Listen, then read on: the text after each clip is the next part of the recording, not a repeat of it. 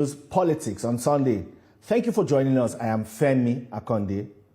Well, our focus tonight is on Niger State, where Governor Umaru Muhammad Bago, since assuming office, has made bold moves, particularly in agriculture, infrastructure, and urban renewal.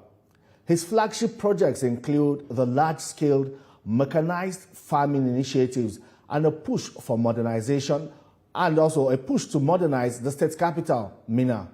Supporters say Mr. Bago is charting a fresh course, prioritizing development over political distractions. They point to ongoing road constructions, investment in education, and new housing projects as evidence of progress.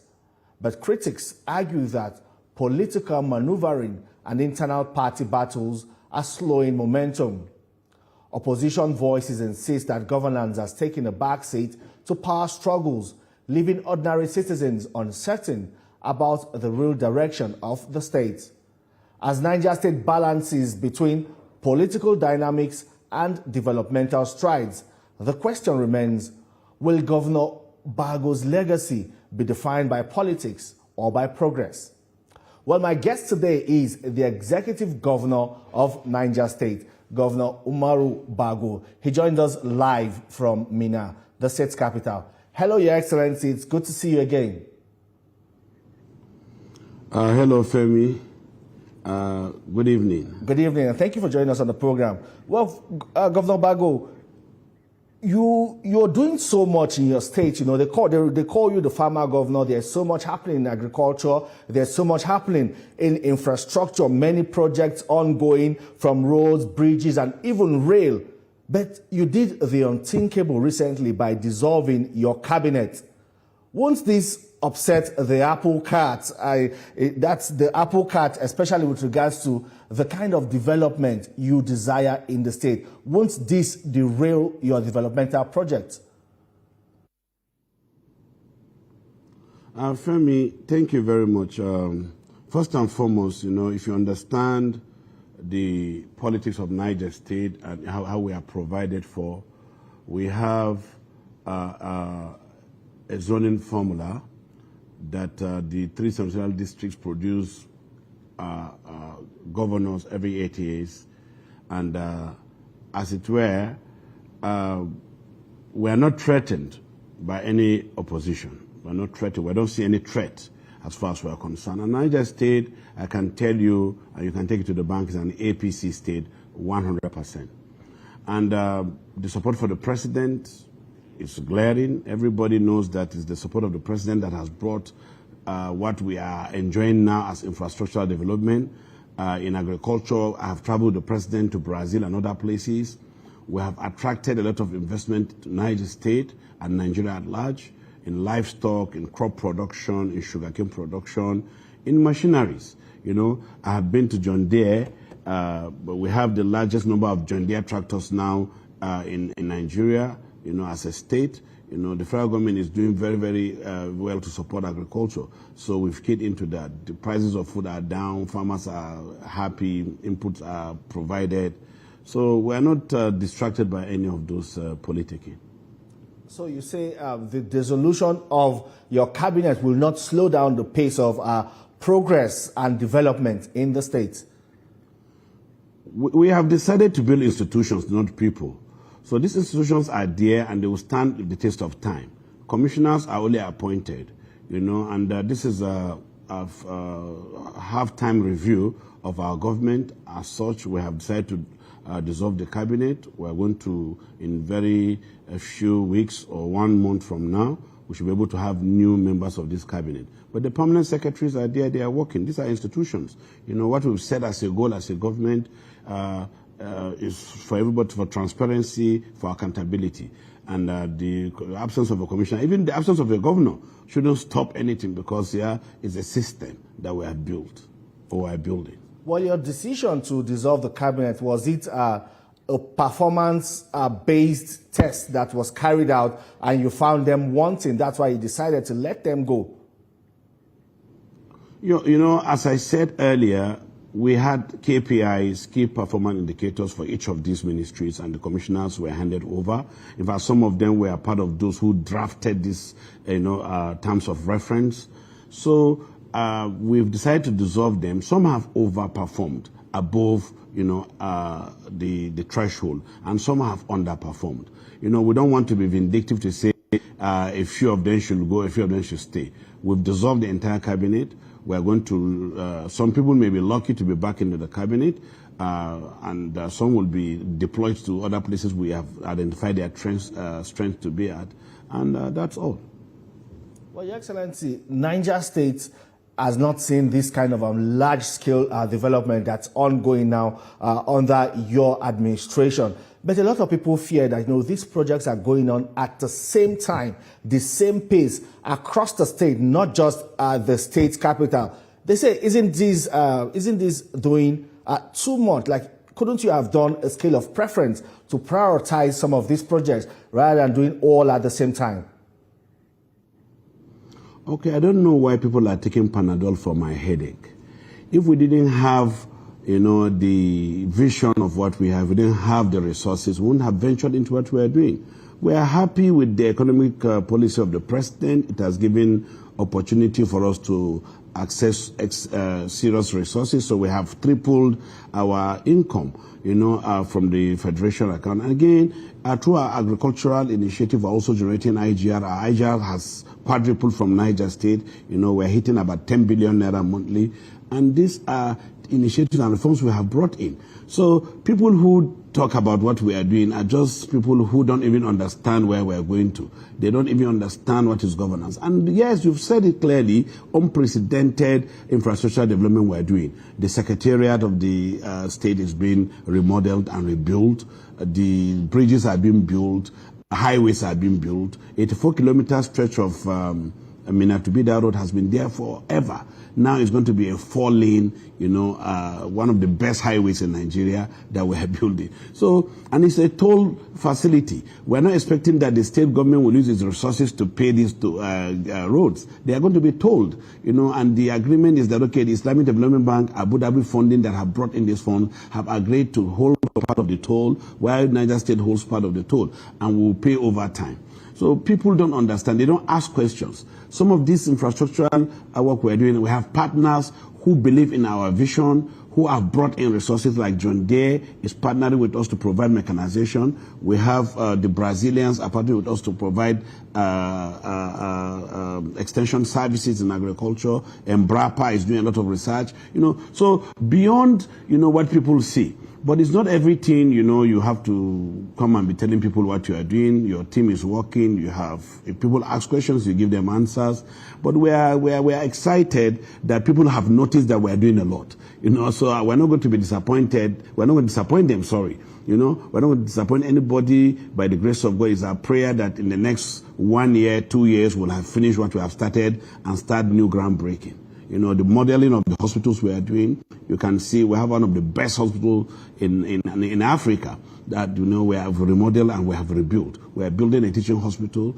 We have the best primary healthcare centers in Nigeria. The National Primary Healthcare Center brought a model, but the model we showed them, they have no reason than to say thank you, Niger State, for leading, in primary healthcare delivery. So we are touching all facets, even water, potable drinking water. This is a fundamental human right. The citizenry must get what is called fundamental,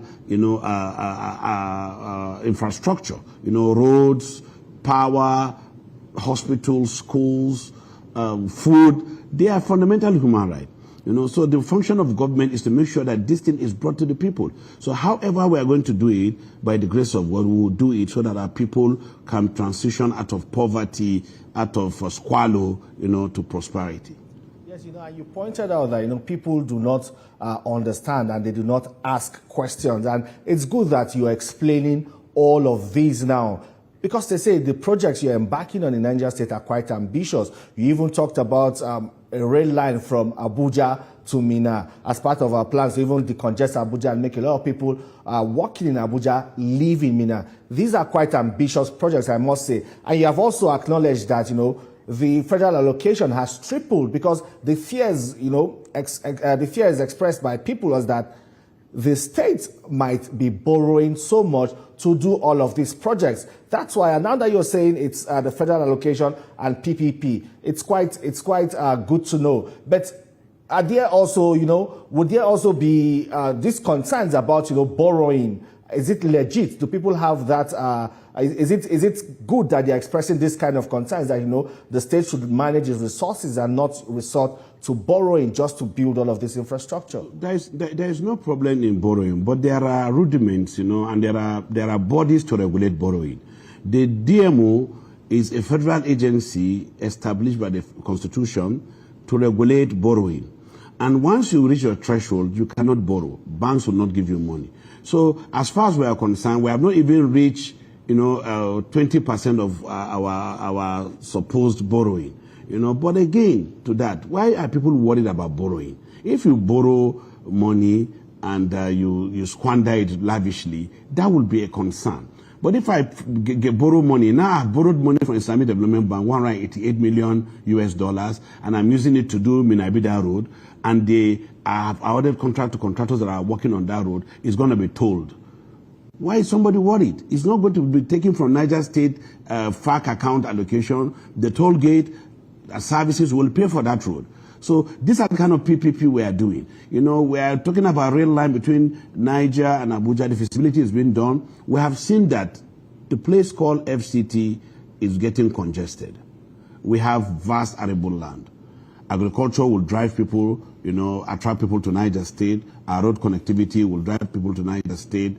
Our geographical location and our weather will drive people to Niger State. So the best thing to do is to look at the comparative advantage in housing. So we have laid out, some areas now we are putting site and services. We intend, to bring a rail line that will, commute people from Abuja to Minna in 30 minutes. It's just a 100-kilometer stretch of road, for crying out loud. So if we borrow to build a rail line that our children will come and pay, and they enjoy this rail line, I don't think it's something bad. People should not be malicious on certain things. We cannot borrow to buy clothes or to buy cars, or to live flamboyant life, but we can borrow to put in infrastructure that would outlive us. Since the creation of Nigeria, there has not been 75% of FCT was carved out from Niger. If we had put a rail line between Minna and Abuja by now, there won't have been even land available on the corridor where this rail line is going to pass. A lot of communities will have come up, So we are also, being ambitious, being futuristic about certain things. And this is what we're doing.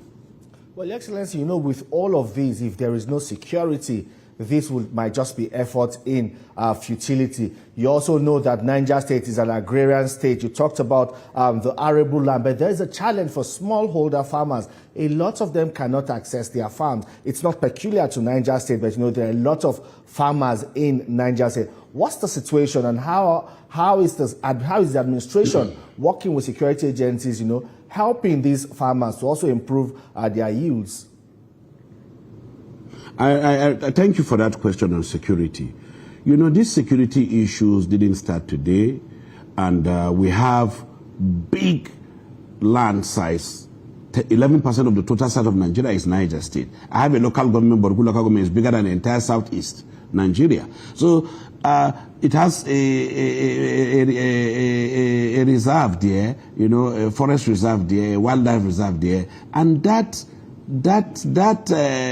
lands have been left for a long time, and they become dangerous. So what we are doing, the initiative we are doing to clear 250,000 hectares every year, so that in the next 4 years we'll have like 2 million hectares of land cleared, is to clear these bushes where these people inhabit. Once you don't have those places, you make them useful, for commercial, agriculture. Then the smallholder farmers will also be given opportunity to do. And farming is beyond cropping, The education is that, okay, people can be engaged in livestock, in aquaculture, hydroponics, and so many other things. So what we are saying is that, we have to do a lot of advocacy, a lot of education in agriculture for people to understand that you don't even need to go to the bush, to plant. You can also have a small garden behind your house. We have a population of about 10 million people in Niger State, maximum. So, and we have now a contract to supply bananas to Russia. I have 1 million seedlings. I will share to 1 million households. They will just plant in their houses. I will show them what to do. So once I harvest it, I export. And these people will change their lifestyle. So there are a lot of things beyond just going to the bush and clear land. So the issue of, the threat on people going to the farm, yes, the insecurity is there. But I can tell you it's insignificant. It's very, very micro. Excellency, I'd like you to tell me more about these security measures you've put in place right after this very short commercial break. We'll be right back. Don't go anywhere. Welcome back. Governor Umaru Bago, Executive Governor of Niger State, is to my guest. Governor Bago, before we went on the break, we're talking about security and how it's helping assist the farming population and of course, agriculture now. But let's talk about different measures of security. We're hearing the debate about the kinetic and the non-kinetic approach. Now there's also the debate about the state police. President Bola Tinubu is also, showing signs to support the establishment of the state police. For you as a governor, how excited are you about this, and what should be the framework for the establishment of this state police to ensure that the purpose is not defeated? Okay, first you spoke about the security situation in the state and as it affects farmers. Yes, some miscreants have been terrorizing people for a long time, in rural areas. But by the grace of God, we thank the federal government, we thank the security agencies, for their concerted effort, for the kinetic and non-kinetic approach. For the non-kinetic approach is that we have been able to deliver so many people from ignorance. A lot of scholarship about extremism has been frustrated and foiled. They've been doing a lot of evangelism in terms of creating hatred among people and government. But by the grace of God, now we have gotten a lot of those people, neutralized. Again, with the security agencies across the country, we have been able. Governor, was that why you banned evangelism in your state? Because I did not ban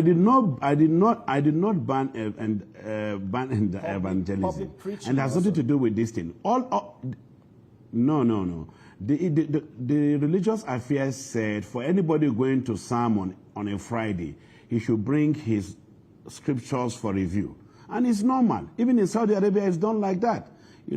We cannot say because you have been given opportunity to be a clergy, you go there and preach some gospels that are, anti-people, anti-government, and you think it's normal. This is I thought it was because of the fear of, extremist ideology being sold to the people. Yeah, and indoctrinating them. Yeah, it's in that direction. It is in that direction. It's in that direction, We want to be able to see what they are preaching, hear what they are saying. We are working together with the security agencies, the Department of State Service, the police, the civil defense, and even the military. Okay, let's talk. I don't know whether you are listening to me. Yeah, I can hear you. I can hear you, Governor Bago. Let's talk quickly about our state police. Okay. So yes, I'm an advocate of state police. It's going to solve our problem. Let me give you an example. There is no local government in Nigeria that you don't have vigilante. Why should you have vigilante? Why don't you convert them to police? Every local government, every ward should recruit people from that same environment to police themselves. Everybody will know everybody. But the moment you send somebody from Anambra State to Niger State, he doesn't know nowhere. He will stay in the office. That is one. Secondly, we also have to transition our policing to be a people-centric policing, not civil service kind of policing. You go to police headquarters on Friday, 5 o'clock, they are closed until Monday. You go to police station on Friday evening, they are closed until Monday. Policing is supposed to be a shift. But if with state policing, we'll be able to change that trajectory, and people will pay. People will pay be guided. You know, we're not scared about the burden of even the remuneration for police, but they'll be well remunerated. People will be inspired to become police. You know, and it's going to help us. It's going to help the country. Other developed countries have went that way, and today they don't worry about that, you know. But you cannot say somebody that is a New York NYPD, you take him to LA and LAPD. It won't work, you know. It won't work. You leave people in their community; they understand it. I know the roadmen, I know the roads, I know everybody. I can count the houses with my eyes closed to know, okay, from here to this block to that block, there are 8 houses, and I can count them because I was born and bred here. Indeed. Well, let's quickly talk politics. So I'm an advocate of state police, and I'm calling on the National Assembly and Mr. President to make sure that they hurriedly pass this state police to law. Yes, indeed. You know, Governor Bago, you declared yourself as the campaign Director General for President Tinubu's re-election in 2027. You even said that the headquarters for that campaign should be in Niger State. People are saying, how easy will it be for you, a northerner, you know, to lead this campaign when there are also some kind of agitations among certain quarters in the north from some northern statesmen or elder statesmen in the north saying that power should return to the north. And here you are saying you're ready to lead that campaign for President Bola Tinubu in 2027. Yeah, it's a fundamental human right for people to want to be voted for. I have made myself the Director General of the Tinubu campaign for 2027, and no going back about that. And our headquarters is here in Minna. The President has a prerogative to reappoint somebody, you know, but as far as I'm concerned, this is what our people are doing. And in Niger State, we don't have those dissenting voices at all. So Niger State is a pilot state in the north. And I would tell you, Nigeria is coexisting peacefully because we have decided to embrace a kind of rotation in governance. North will do 8 years, South will do 8 years. And for crying out loud, this man is just 2 years in office. You people are now saying you want it to come back to the North. How? How? You had opportunity. So we'll continue to support the President, my people, my state, and we're going to go with this campaign to other states, you know, so that he finishes his 4 years, finishes his 8 years, then the power will come to the north. Then now those elites who want to become president can also, you know, try to contest. But as far as we are concerned, Niger State, Asuwaju, 2027, no going back. As for Niger State, well, will it be easy to take this message to other parts of the north? Because, for instance, for the ADC, there is this belief that, you know, the party is pushing for an Atiku candidacy, and he's a northerner. I'm sure you are not abreast with what is happening in the north. You know this Omologo song? They don't even know the lyrics, but it's the most popular song in the northern Nigeria. Weddings, this is the music they play. And these people that you are talking about, they don't control these youth. We control this youth. We are the youth. And the youth are with Asuwaju. So don't worry about what people say. We are going to go around, and you would see that. You see results. Prior to what people say, you're telling me that, you know, President Bola Tinubu is loved and acceptable in the north, contrary to what they say that, you know, the north will spring surprises and go with a northern candidate. Okay, so let me give you an example. They've not done recruitment in civil service in the last 10 years in Niger State. Coming on board because of this reform, we have recruited over 5,000, and this is ongoing. They've not paid gratuity of a lot of people for the last 18 years or 20 years.